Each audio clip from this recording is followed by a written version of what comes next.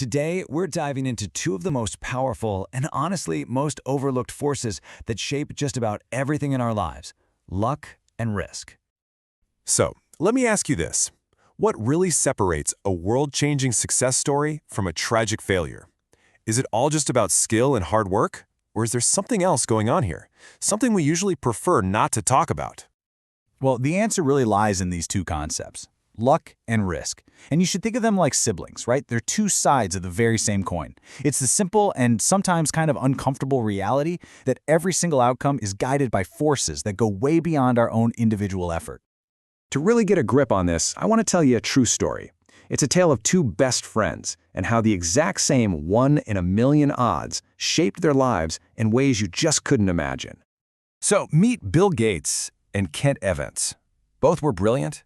Both were incredibly ambitious. They were best friends, but one of them was about to get an incredible dose of good luck, while the other was about to face an equally incredible and devastating dose of risk. And what's just fascinating is this number: 1 in a million. These were the odds that defined both of their fates. You heard that right.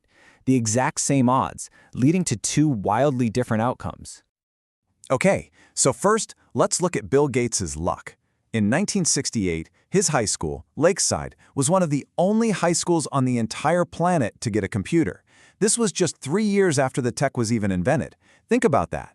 Out of about 300 million high school-age people in the world at that time, Gates was one of maybe 300 who had this kind of access. That is a true 1 in a million head start. And don't just take my word for it. Gates himself put it pretty plainly. If there had been no Lakeside, there would have been no Microsoft.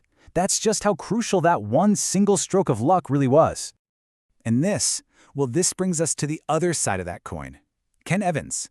By Gates' own admission, Evans was just as smart, just as skilled, and they shared the exact same ambitions. They used to talk about being CEOs together. He could have easily been a co-founder of Microsoft. But before graduating, Kent died in a mountaineering accident. The statistical odds of that happening, roughly 1 in a million. The same force, just pointing in the complete opposite direction. So the story of Gates and Evans really lays it all out so clearly, which, raises a huge question. Why is it so darn hard for us to see luck and risk in our own lives, and especially in the lives of other people? NYU professor Scott Galloway has this fantastic mental model for this. He says we should always remember that nothing is as good or as bad as it seems. It's a great little reminder to just be a bit more humble about outcomes, because there are always these unseen variables at play. This table, man, it just nails our natural bias perfectly, doesn't it? When we succeed, it's because of our skill, our hard work. But when someone else succeeds, they just got lucky. And then look at failure.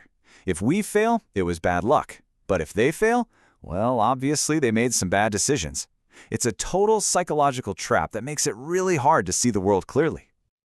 And this bias leads to another big problem. The line between what we call bold and what we call reckless is often completely invisible until after we already know the outcome. Just take Cornelius Vanderbilt. He famously broke the law to expand his railroad empire. Because he succeeded, we look back and call him inspiringly bold. But if he'd failed and ended up in jail, we'd be calling him foolishly reckless. The action was the same. It was only the outcome that changed our label for it. Or how about Benjamin Graham, the father of value investing? Most of his entire fortune came from one massive investment in Geico, a move that broke almost every single one of his own rules about diversification. As he even wondered later, was that just one lucky break, or was it a supremely shrewd decision? The truth is, it's pretty much impossible to tell them apart. So this is the crucial question, right? If we can't perfectly separate skill from luck, how do we learn from anything? How do we navigate a world that is so clearly governed by chance? Well, the key is to kind of shift our focus. Instead of studying the extreme examples, the billionaires and the catastrophic failures, we should look for broader patterns. See, the more extreme an outcome is, the more likely it is that luck or risk played a major role, which makes it a really poor lesson to try and copy. So instead, focus on what's repeatable across many successes. And maybe the single most important takeaway here is this: focus on survival. Seriously, arrange your life so that a single bad break, an unexpected dose of risk, can't just wipe you out. Surviving the downturns is what gives you the chance to be there for the upturns. It's what ensures you can stay in the game long enough for luck to eventually find you. So as we finish up, I'll leave you with this question to think about. Look back at the major turning points in your own life. How much of your story so far has really been your own effort, and how much of it has just been pure chance?